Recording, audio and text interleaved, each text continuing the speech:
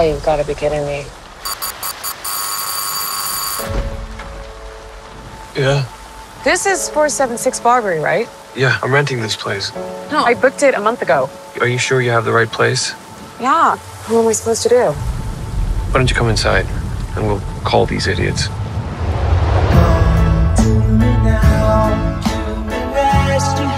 Why don't you just crash here? Oh, no. I don't know if you got a great look at this neighborhood, but I don't think you should be out there by yourself. It's dry and there's a lock on the door. By the way, I'm Keith. Tess. You take the bedroom and I'll sleep out here on the couch.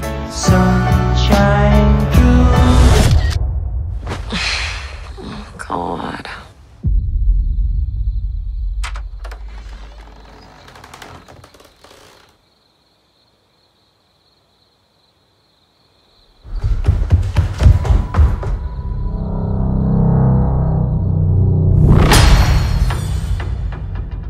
Keith?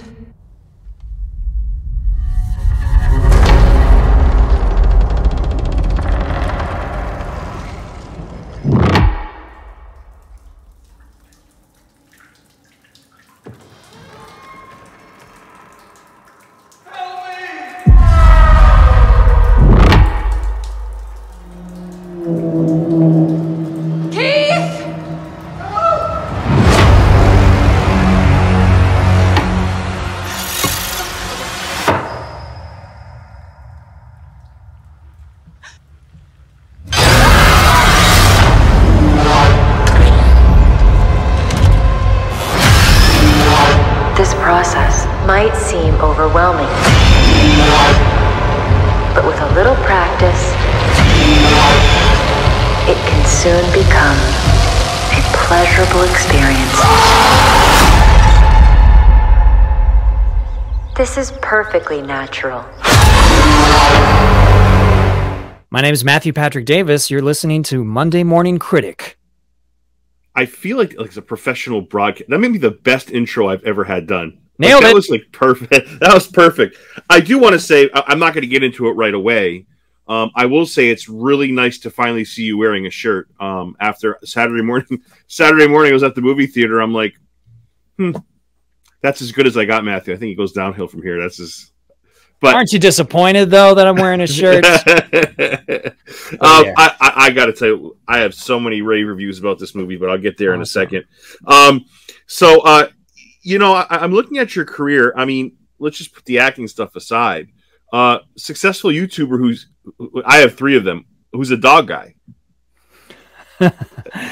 That's right. Last summer, it was while I was in Bulgaria shooting Barbarian, or while I was like prepping to go do this part, I was also writing a kids album of songs about dogs called I Love My Dog. Yeah, I was watching some of them today on your YouTube channel. Oh, thank you. Yeah. So it was just like a funny juxtaposition of things where I was just like, what is my life? there's no like plan that makes sense. How old is your dog? He's 16. You know, I had an interview last week with a guy who was in The Bear, and his 2 dogs are 15, and Bear, who's on my couch sleeping now, is 10. So, boy, I'm lucky to have him. Do you feel the same way about your dog, Matt? Well, do you feel the same? Do you feel the same way about your dog, that you're so fortunate to have this? Of course, yeah. I got him when he was 10, and so I've only known him for 6 years of his life, and what I wouldn't give to know what he was like as a little puppy, but he still has he has puppy energy and still runs around, and I think he's a young 16. And also, we don't really know how old he is because he was like a rescue off the streets. You can't, tell from his rings like a tree. You don't know. He could be younger, he could be older, but it's great that you have this affinity for this animal. People that don't own dogs will never get it, Matthew. They will never get it. Yeah, and he was a perfect muse for 13 kids songs. Man, they shot out of me. I just looked in his eyes, and There he is. He sneezed just now. I don't know if you heard that. Yeah, I did. And he's plastered all over your Instagram too. I mean, it comes from a genuine place, you know. So now all these people are coming to my Instagram to find the mother, and then they're like, "Wait, what?" And then there's this stuff too. I'm confused. So, you know, again, I want to put the acting aside for a second. I feel like you're. Would you consider yourself just a musician, a composer? Like, I feel like there's a lot you're able to kind of achieve here, like just from researching your life and looking at your life. Oh, you've looked at my whole life? Wow, thanks. Well, not the whole life, just part of it. I would consider myself like a songwriter and composer. I've written like songs and musicals and stuff, mostly comedic, and it's been a fun thing to do. Amidst the acting things, I actually feel a lot more like agency in creating a song or a musical. I feel a lot more like it's coming from my heart, and I own it, and I made it. Look what I made, you know. Yeah. Is there a musician? I mean, this is probably an elementary question, but is there a musician that you really? I'm sure there's many that you're really fond of. Yeah, I mean, so this guy. Stephen Sondheim. Yes. The late great Stephen Sondheim, rest in peace. Yes. Look at that guy. Oh. Yes. As far as like musical writing, yeah, he's the one. Yeah. And you know, the other one thing I wanted to ask you about is obviously your sense of humor is really like, I feel like people have it or they don't. And for you, it's the Groundlings and the Upright Citizens Brigade, which are two prestigious groups when it comes to improv and comedy. How long did you spend in each of those groups, Matthew?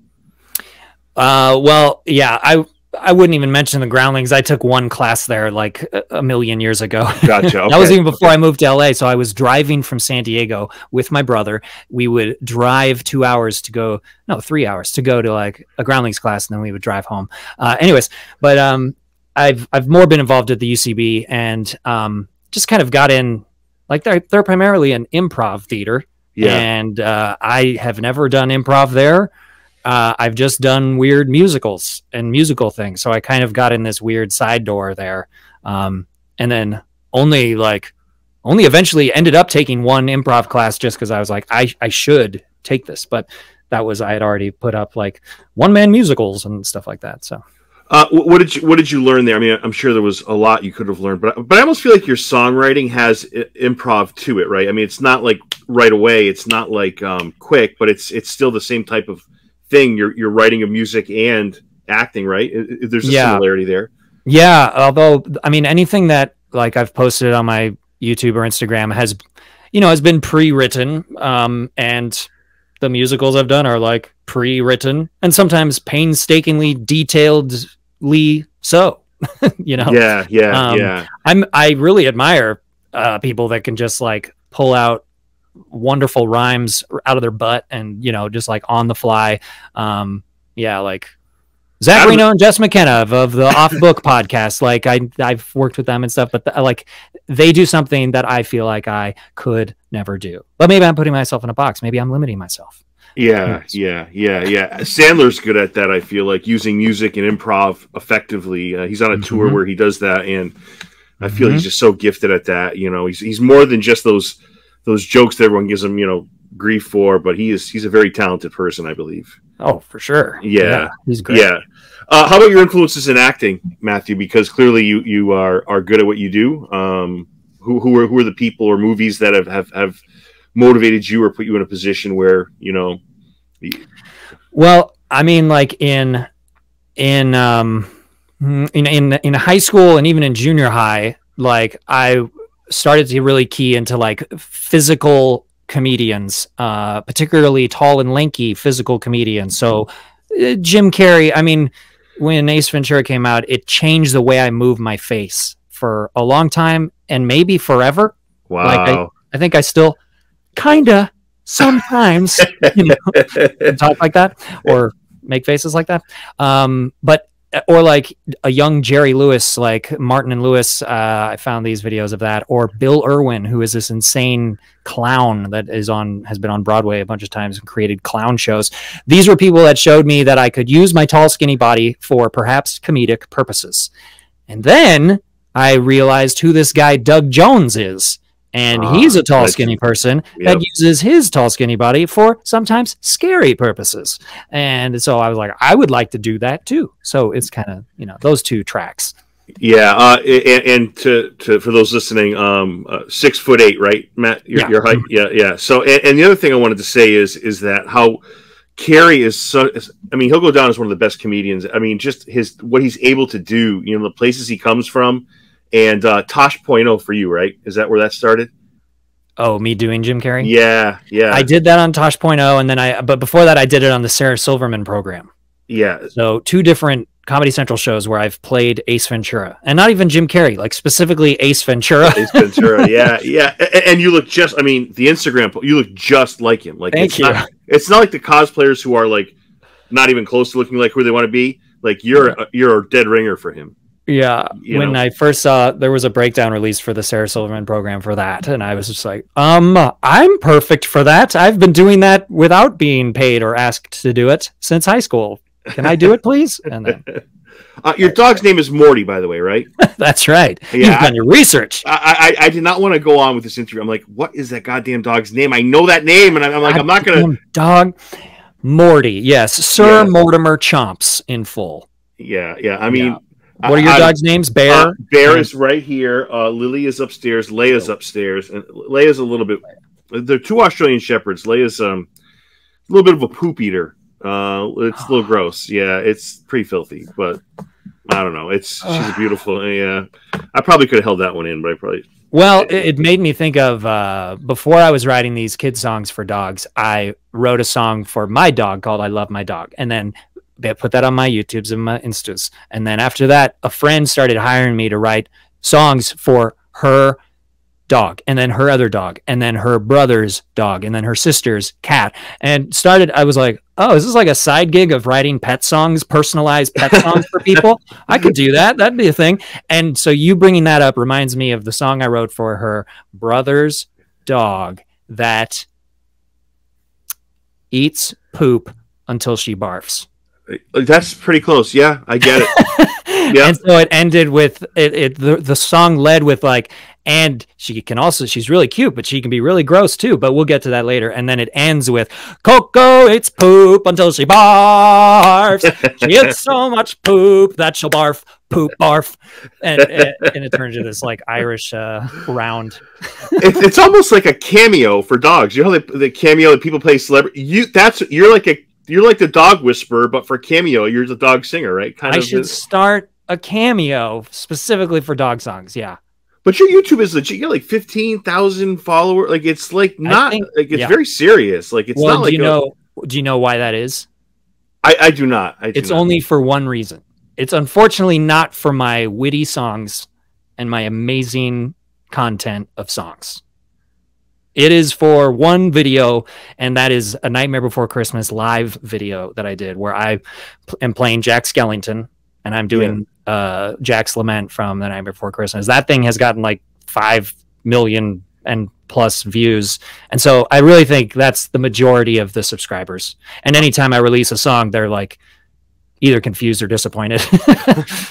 But I don't know, Matt. I mean, I was looking at some of the other videos, the ones with the dogs I was watching today. Those had thousands of likes. Like, I get what you're saying. It's one video that, steers the ship, I guess. But like, I don't know. Your content's pretty diverse as far as. Well, I think so too. Thank you. Yeah. You brought up Doug Jones before. For those listening, he was, off the top of my head, the merman from The Shape of Water, one of his many roles. Super talented, almost like a mentor to you, Matthew. Is that fair? Or this is what I read today. He gave you, I think it's 2 pieces of advice that you should take with you, right? I'll let you take it from here, but like for him, it's almost an iconic role because it's what he's been doing, right? Your story reminds me of another interview I did with a man named Richard Cerrone, who's Ben Affleck's stunt double in Batman. Oh wow! And he plays the head zombie in Army of Thieves. I'm pretty sure that it was on Netflix. Great movie.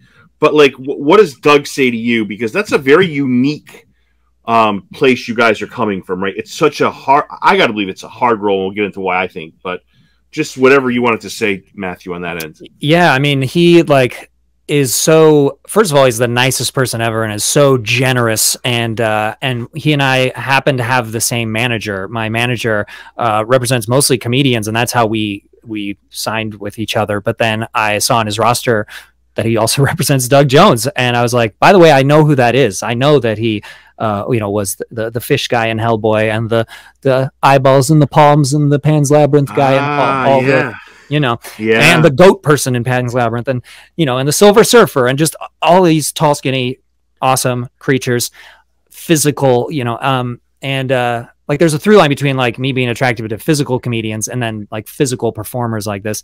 So anyways, so this Barbarian role is, they come to my manager for Doug, and Doug is very busy. He works all the time and he can't take everything. And so my manager goes, I have a different tall, skinny person.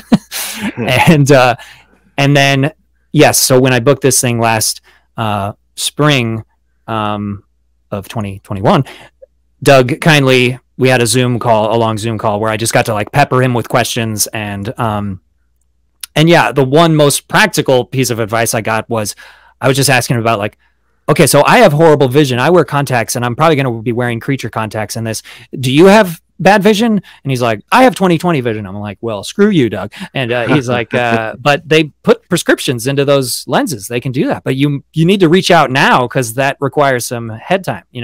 Don't show up and go, And so I was like, wow, thank you. And then the next day, the director was like, how blind are you? And I'm like, very, very blind. He's like, yeah, because we're building these corridors and there's no lights in them. Like they're dark and there's these low beams and stuff.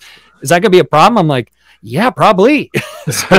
so they put my prescription in the contact lenses, and I was very grateful for that, because sometimes they'll just stack them. I've had that done, where they'll stack my prescription ones with a creature lens, or sometimes if they're just the full cloud out ones, you just come to terms with like, I'm not going to be able to see. It's just going to look milky, and there you go, and you just feel your way around. Matthew, are the lenses you got, are they like are they specially made for your entire get up, or for your entire costume? Are they special craft, or are they just normal contact lenses that you put over? They were specially made for what they needed for the role, and for my eyeballs and for my prescription. And they weren't like the full half eye contacts, but they were bigger than a normal contact. And then the rest of my eye there was like a yellow goop that was put in to like kind of make them all yellow. Yeah, and those I gotta believe that those aren't cheap at all. I mean, those are because it takes so long, like you said, to craft those things. I mean, those and I couldn't. I'm rambling here, but I could not find a picture. I could not find a picture of the mother anywhere on the internet. Like the internet, who spoils everything. I mean, that's what's great about how like 20th Century and Disney decided to market this movie. They decided to like keep it all under wraps. I mean, and that also, are we speaking right now as if to people that have seen the film? Yes, I saw it Saturday. No, but I mean your audience. Like, are we? I will preface this. Oh yes, we are talking in detail, because we're talking about my character. My character is a spoiler. Yeah, yes, but I feel like when we read the internet, Matt, it stops there. It's like, okay, and then there's this big turn, and there's this big, but it's like there's so much more to it than that. And like, like I said, the internet who ruins everything. I couldn't find. I tried to design a nice layout when my guests come on. I tried to make a nice layout. I said, I can't find a picture of the mother anywhere. So how'd you even get the one of me with the car in the windshield? Well, did you take a picture of the screen? I did. I was at the theater. Yeah, I'm like, I can't not have it. So it's like, yeah, I'm embarrassed to say how hard I was looking for this, but maybe you didn't look, because I feel like in the past day or two, the FX team in Bulgaria started posting photos. Oh, okay. I still haven't posted because I like the idea of people that haven't seen the movie. I mean, first of all, just my friends that follow me that are like, oh my gosh, Matt's in a movie, I'm going to go support him, and have no idea what I'm playing. I just want that surprise of them seeing my boobs. Spoiler alert. But another great story, though, before you got the part, I was reading this today too. It involves, I feel like we're talking a lot about you taking your shirt off, but your audition, I thought, involved that and the pickle. Yes. Yeah. So I know that article made it sound like is like, and then it was a Zoom call where he stripped down to his underwear, and I was like, wait, that was in my my self tape. I was in my underwear, but in the Zoom call with the director, I was fully clothed. It just made it sound a little weird. But anyways, yes. For this, it was the weirdest self tape I've ever done, and then sent to a human that I've never met before in real life. There was a scene in the film after the breastfeeding scene, where that we shot this scene, and mother bites the head off of a rat and chews it up, and then baby birds it from her mouth into Justin's mouth. And we did that, and Justin let me spit bloody prosciutto in his mouth during a pandemic. And he was a full trooper about it. I asked him, like, you okay with this? How you doing? He's like, well, it's definitely the grossest thing, so we have to do it. And then they cut it. But it's because it showed too much of mother's face too early.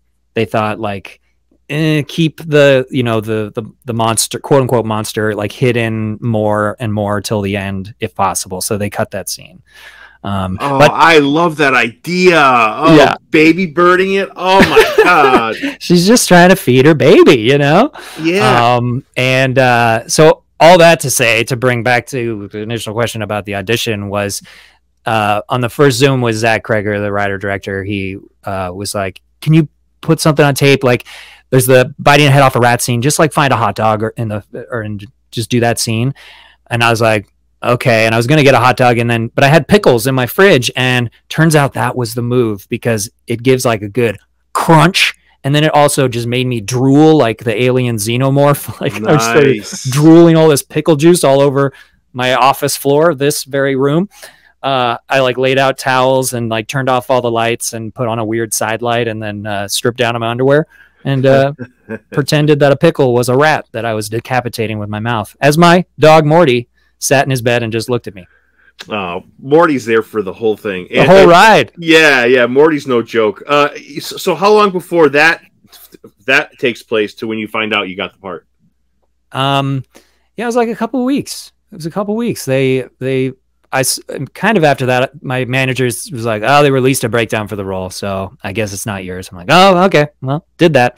And then like a week after that, they're like, oh, Zach wants to do another Zoom with you. I guess we're back in the picture. And then so we did a second Zoom call, and Zach was he was like, yeah, I'm watching other people's tapes, and it just keeps bringing me back to yours, and I think you're my guy, and want to go to Bulgaria. And then it was like 2 or 3 weeks after that I flew to Bulgaria. Wow. Is the whole movie Bulgaria? I mean, I know it's Detroit, but it's not. Is that? I should have looked into this. Is it? Yeah, they shot primarily all of it in Bulgaria. Like, they built that street that the house is on in a field in Bulgaria to look like Detroit. And apparently that's cheaper than just shooting in Detroit. Yeah. The few shots where she's driving through Detroit and you see those other houses, that is Detroit. They did do a couple shots in Detroit, and then they shot in Malibu, obviously, like for Justin's opening when he's driving. Yeah. But the rest is Bulgaria. And shout out to your manager, who definitely had your back, and that's not always the case. I mean, by saying, hey, I have this guy, like, that's great too. What a great story up to this point, right? Yeah. It's been wild. And I got to tell you, the trailer does a wonderful job of being misleading. Like, the whole time I'm going to this movie, I'm like, okay, Bill Skarsgård is shady. Like, there's something going to happen here. And nope, that was not Pennywise. Yeah, he's got that smile. He's got the eye that kind of goes left and right. He's acting nice. He's not nice. Come on, we can tell. Yeah. What's he got cooking? I got to tell you, the theater was rocking and rolling on Saturday morning. I went to the first show in the morning. I mean, that's funny. To me, it seems like that would not be the time to go see a horror movie, but that was first a good time. 11. I always go first show 11 a.m. Or whatever it is, 12. It was This one was 11 a.m. And the people were hook, line, and sinker into this whole movie. It's great. It's fantastic. How about working with Skarsgård? And did you have a chance to I mean, Justin Long is just what an actor. I mean, I can keep going on. I mean, like, Georgina is just kicks ass during this whole movie. Like, they're all so good. I've now seen the movie 6 times, and I'm gonna go more too. As long as it's in the theater, I'm gonna go see it. And I just love watching it. They're really good at acting. Yeah, those 3. And yeah, it was cool. My first day was spoiler alert, Killing Bill, and so that was like an intimidating first day on set, you know, like, yeah, hi Bill, you've just delivered one of the most iconic prosthetics performances in the past decade. Yeah, no pressure to me. But he was really nice about it, and he was like, yeah, I'm glad it's you and not me, because prosthetics suck. You know. Yeah, how long does that take you to get from start? That's a great point that you're saying that. So how long does it take from start to finish, and how many times did this happen? So like, Right. obviously it's clearly days you shoot. Yeah. How many days did you have to go through this daily process, and how long was it? So they did a couple makeup tests, and those were like 5 or 6 hours getting it right, and then by the end of it, they got it down to 3 hours getting into the makeup, and then I was there in Bulgaria for 5 weeks, but I only worked 12 days, like sprinkled throughout. So I only had to do it like 14 times. That's still a lot. I mean, that's not. I mean, it's the most I've ever done it, but Yeah. compared to like, you know, Doug and Hellboy 2 was, you know, working for like 8 months straight, 6-hour days, 6-day weeks, 18-hour days, you know. So it, compared to that, it was cake. Yeah, I mean, I don't think I've had a WTF moment like this. Like when you arrive on screen, when we see the mother for the first time, I'm like, what the? Yeah. I could, and then like as soon as we see her, there goes Keith. Skarsgård is gone. You know, it's like one moment, one WTF moment was topped by another WTF moment. You're like, what is going on here? Because you know, she's going downstairs to look for in the cellar, to look for Keith, and it's like, bam! It all happens like so quickly. It's almost overwhelming, right? Yeah, I mean, it's been fun watching it with audiences because you see it anew through their eyes, and you feel, because I know what happens, you know. But it's been fun to see it like that and go, yeah, they at what point, and just wonder and go like, at what point do they think like, no, I believe Keith, he seems like he's really in trouble, or do they think, no, even though he's yelling help, he still is, something's going on, he's not in trouble. Yeah, you know. You're up to the end, you're thinking this guy's shady, he's shady, and it's like, you know, do you have to pinch yourself? Because I mean, obviously you're an established actor, you've done other things, but like, how is it surreal to you ever? I mean, you deserve it, you've earned it. I'm not saying that, but like, thank you, Derek. And you'll never have a part like this again, I feel like, Matthew, because I mean, every actor lives on wanting to do the unique part, the next thing, the cool thing, the unique thing. You might top this. You will never get more unique than this, I don't think. I think you are right. I think like this is the wildest thing I've ever done, and it will probably be the wildest thing. I mean, just as far as even though it was just only 12 days, like each day was packed with just bonkers things that I was going to do that day. And it's just been wild ever since the pickle in the fridge all the way to now. It's been wild. What have your friends and family said to you that have seen it? Were they like, oh my God? Like, I mean, when you tell them you're in a movie, they're like, okay, Matt's in a movie. Awesome. And then after the movie, they must have been like, Matt, what the? I mean, yeah, I had no idea I was going to see your sweet teeth. Yeah. Or there's people that just go to it and don't even know I'm in it, and then they see my name in the end credits, and they're like, "Wait, I didn't see his face." And then they see the credit, and they're like, "That was what? What?" Yeah. It's been fun because like I've told some people who I am, but then some people don't know, or some people just know prosthetics are involved, or that's it. Yeah. Oh, that is. I mean, and I got to tell you, the research that you put into this part, that wasn't easy for you either, right, Matt? That the research, as far as, you know, looking at victims and people who've been through a lot of. Just talk about that, Matt. Whatever you wanted to say on that. I love that Zach Kreger sent me down that path very early on. Like after he brought me on board, he was like, "Hey, look up feral children," and I kind of didn't even know what that meant. But it's like, yeah, real life. kids who have been raised in cages, who have been treated like animals, raised like dogs. Sometimes they act like a dog. And this is the sad part of dogs. We've gone back to dogs, but sad. And it was like, it just allowed me to empathize with the character. I love that he went the like King Kong Frankenstein route, as far as like not just creating, a monster that is a full-on monster, like, and she's not a monster. She is a human, and she's a victim, and she's not murdering because she loves to murder. She's murdering just because she's scared or she doesn't understand or whatever. I just loved that I could empathize with her, and it tracked with all the horrific research I did about deep, disturbing child abuse.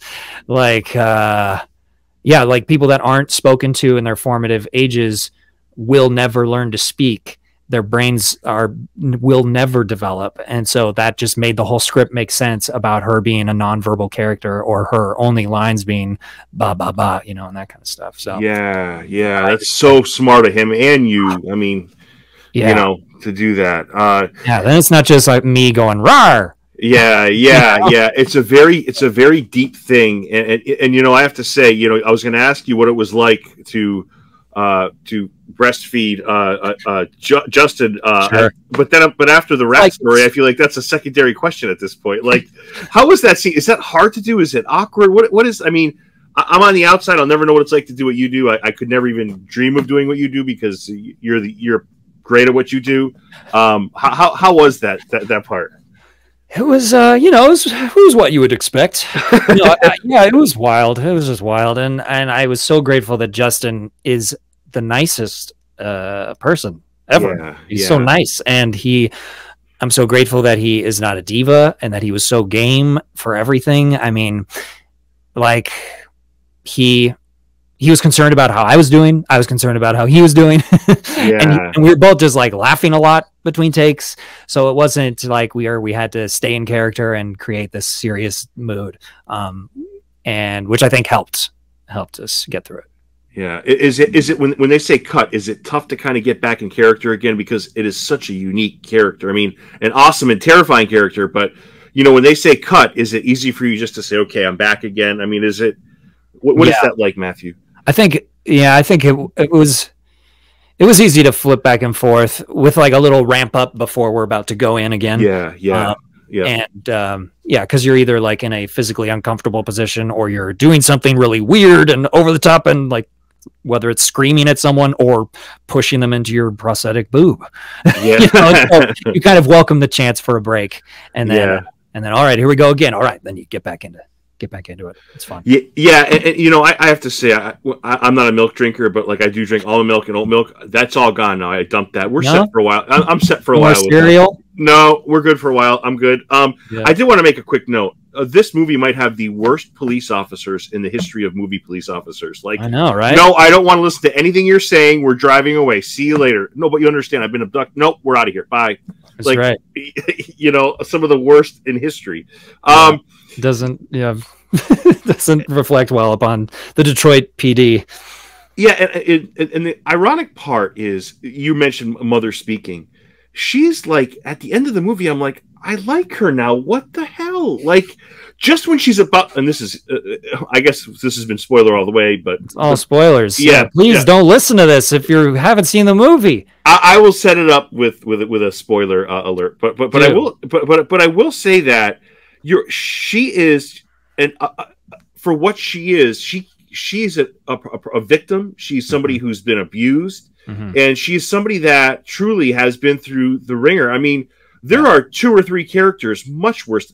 AJ's the monster in this movie.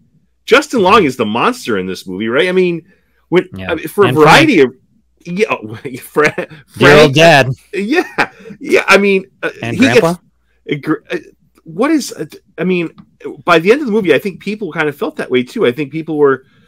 Then again, we don't really see. We hear the gunshot wound, but if she survived the fall, this could set up a part 2, Matthew. You think? I don't know. I mean, hey, if you survive that type of fall, she does seem to survive things. She does seem to kind of have superhuman strength, so she could survive a shot to the head. Yeah, that was one of the moments where the crowd went nuts. Is when she jumps off the building to save her. They so went, funny. Yes, they it's went so ape shit. They went ape shit. I'm telling you, people love this. They clapped at the end at my show. I mean, people love creative movies that, especially horror, has you have to have a good sense of humor to watch horror movies. I mean, you have to have that, and I don't know, man. This is just such a great movie for so many reasons. The acting, the director, everything. Your awesome performance. Awesome. Do they let you take any nostalgic pieces home with you, Matthew? Do you have to? Well, let's see. From the day that I was bottle feeding them, I had to be like naked on the grate above them. You know, like kind of laying my body on the grate so that I could reach my long arm down all the way to them. And still to this day, there is a grate mark on my ass from that day. So that's kind of a souvenir. Wait, you have a grate mark on your ass from that? From over a year ago, and it hasn't gone away. It like is faded, but it's kind of this weird scar now. Maybe I need to like tattoo it in like the Lord of the Rings people all got a tattoo at the end. Yeah. Tattoo that little grate on my butt. Yeah. Have you had you said you saw the movie 6 times. What's it like watching your work with other people? That's awesome, right? That's a great feeling. Yeah, it's so funny. I just laugh. Like, I can't believe I got to do this. This is so funny. And like, yeah, I laugh when I dive off the water tower. And the last time I watched it on Saturday, I was watching it next to someone who was very reactive the whole time. Like even that first little jump scare when he comes in from getting the phone and she's like, oh, and he was like, and I was like, oh, this is going to be fun to watch next to him. And then so after the end of the movie, I was like, hey, you were fun to watch it next to. You were really reactive. I played the mother. I was the scary lady. Anyways, bye. And that was kind of fun. Oh, you just stole my next question. I mean, that would be like if I was at the theater and like I knew I was watching the movie with somebody who was in it. That would have set. I would have been above the moon on that. That's a great. I mean, but I guess I got to believe that watching it with people is the ultimate. Like if you're an actor or a musician or whatever. I mean, watching people love your work. That's the ultimate compliment, Matthew.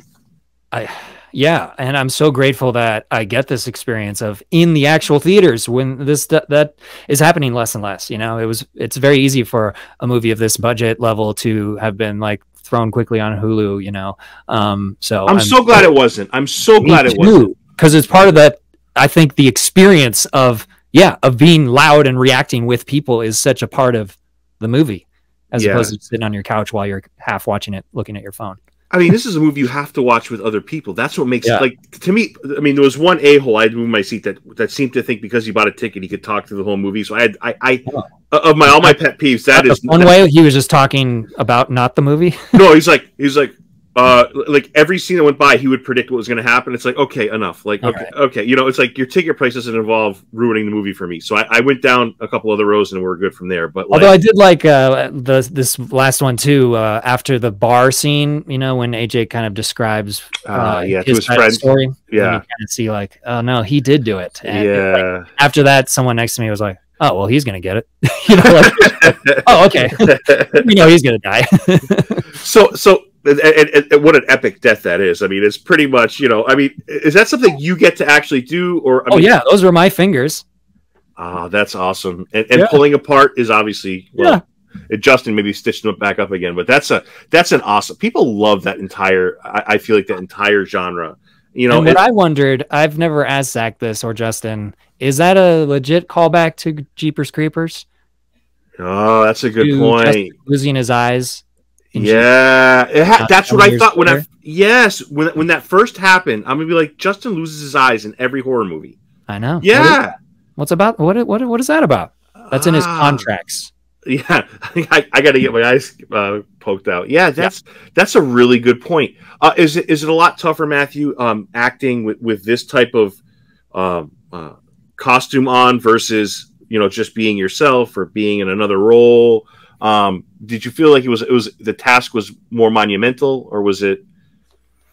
I think in a way it's almost easier. You're able to just go deep into a way different role than than who you are. Yeah. You know, you look in the mirror and are transported. You don't like, it doesn't require much from your imagination. Like, I did use my imagination, and I did like, yeah, watch all those disturbing videos about feral children, and now my YouTube account is probably flagged. But you know, but nothing beats just like watching yourself in the 3 hours transform from Matt Davis, me, to that, to the mother. That does so much. You're already so far there already, and then you can go further. Thank you for all this time, Matt. Just a few more questions. What is your favorite part of the movie? And it doesn't have to be something monumental, but like something that you love just watching it. So you've seen it multiple times. And I got to tell you, if I was ever in a movie, I'd watch it 20 times. I'd be at the theater. What is a part? Maybe it's something trivial that nobody would know. Maybe it's something that just you personally would know. What is the part? I mean, you should be part of the whole performance, and I get the feeling you are. What is there one specific aspect that you're fond of? Well, yeah, the first things that come to my mind are other people's things. So like, I mean, one, Justin Long is hilarious. I've been a fan of his forever. And so all of his stuff just still makes me laugh, even though I've seen it 6 times. And like, one little thing that makes me laugh every time is when he finds her computer and then just throws it against the wall. That is such a funny choice. And I wonder, I haven't asked them, you know, like, was that just in the moment, or was that discussed, or I don't know. I just love that. And then from a filmmaking perspective, I love how Zach had everyone, before they entered a door, had them stop. Like, Bill does it before he goes down to the basement. He kind of like stops and then goes in. And Georgina does it at every moment, like goes in, stops, and then goes further and stops and then goes further. And it creates this beautiful suspense. Even Justin, when he goes into Frank's room, you know, he holds on the doorknob and then he goes in. And like, I was like, that's a great intentional choice. And you had to make that decision before we shot so that you could tell everyone to do that. And so I haven't asked Zach about that, but I like that. Yeah, and I have to say, with the one scene that's just hilarious, like AJ goes down into the you know, cellar. He is not worried about the makeshift toilet. He's not worried about the camera, the blood on the walls. He moves the bed. He moves the bed. He wants to increase the value of his home. So funny. But I think at that point we realized this guy is just a POS. Like, he is just, you know, this guy is just not, you know, but he deserves it. Yeah. Last question. The director, obviously a well-known director. What did he have communication with you when everything was done? Like, hey man, you knocked it out of the park. Great job. I mean, if it's personal, you have to say it, but like, I have to imagine he's super pleased with your performance. Yeah. Zach seems like such a complimentary guy. He is. No, he's very nice and very just like, I mean, we're both the same age. He's like a dude, you know, and he's like, good job, man, you know. And times too that I would be like in my head or self-questioning or like being like, did we get it? Because also we moved fast. Like, we would do it until we got it once, and then we would move on. And I was like, you don't want to like get it twice just as an option? And he'd be like, no, trust me, when we got it, we got it. And I'm like, okay. So he put up with my inferiority complex and all of my self-loathing and doubts, and was very nice to encourage me and stuff. Yeah. But I have to believe all right, so you're done filming, they're putting everything together. There's got to be like, I don't know what you would call it. Maybe getting antsy at, you know, I wonder what they're going to do with what I shot. Like, I wonder, like, before, you know, you shoot it, time passes, the movie's released. That period of time, Matthew, has got to be, I don't know, that's stressful, I would have to believe. Yeah, you're not a part of that process, so you're just like, I hope it's going well, you know. And then it was a great day when I got the first call from Zach when he was like, hey, I want to bring you in for some ADR, and but do you want to see a rough cut of the movie first? Come over to my house. And I'm like, yes, I want to see a rough cut of the movie. And then each time he would call me would be just like, more good news, we got picked up by Disney, we're gonna have a theatrical release, you know. It's just been like good things upon good things, and just like an impossible miracle. Yeah, it's been wonderful. How ironic that Disney picks it up. You know, I know. It's always like, is the mother a new Disney princess? I think so. She is beautiful. She is beautiful. Drink it, drink my milk. Drink. No. Sorry. Oh man, I gotta tell you, it's an iconic character, one of the best. And Matthew, what's around the corner for you with other projects? Anything you wanted to say?